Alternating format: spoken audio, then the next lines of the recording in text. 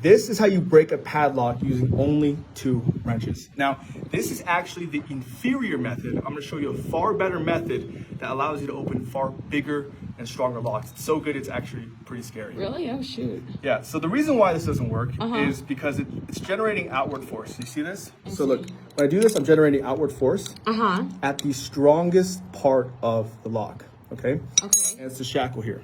You see that? The shackle is connected to the body, and therefore, if you're pulling that way, you gotta work the shackle and the body. You basically have to break open the body to break open the lock. Okay, it's a far worse method. So, do you have the key? Yeah, I do have the key here. So the idea is we have to find the weakest part of the lock. Okay, so we find the weakest part of the lock. What's the weakest part of the lock? I'm gonna show you. Okay, so you see how there are cutouts right here? Yes. There are cutouts in the shackle. And there are these things called locking lugs. You see that? Oh, I see them, yeah. That's the weakest part of the lock. Okay. So when you're doing the method where you're pulling out, what happens is you're not working the weakest part. So we have to redirect the force to get these weakest parts and then break the lock. Got it. Okay. So here's the modification we have to make, and this is why I think more people need to know this so they don't buy these locks. They're so easy to break. Okay. So what you have to do is insert the wrench, move one wrench 90 degrees like this, okay? And here's the caveat. You can't use small wrenches, okay? You have to use wrenches that can touch the top. See that? It's not touching the top. Yeah. So we switch, and we use a slightly bigger wrench, Okay. that could touch the top. You see that? Yeah, I do. So the idea is very simple. You insert one wrench, just like this horizontally. Okay. Now insert one vertically, like so. Okay? Okay. And you insert it to the point where you feel this pressure. You'll feel it like just all really tight. Okay, so it's just really tight and stuck.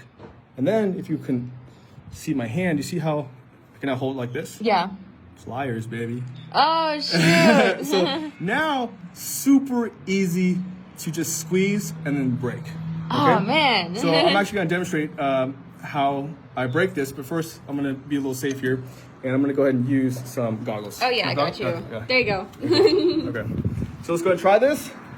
And I don't think it's going to work. I've never it's seen gonna work. this happen It's gonna work. before. Now this is a stronger lock. You know, these aren't the cheap, the super cheap locks. It's pretty strong, and they work on the bigger locks. I just don't have a bigger lock on hand. Have you been practicing? Let me just show you. So you see this right here? It's taut. You ready? Okay. Okay, watch. You see this? Yep, I do. All right, come close. Look at the Okay, lock. Look at okay. the lock. Ready? Yep. And Oh, shoot. now, just like that. See that? Oh, whoa.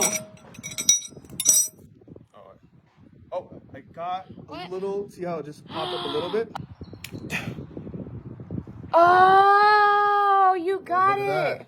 Oh, shoot. And the other Actually side kind of bent came right out, there. too. But you see, I was able to break this stronger Brinks lock.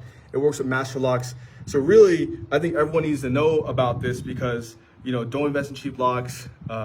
Be wary because it's really scary how easy it is to break with just a pair of $5 wrenches.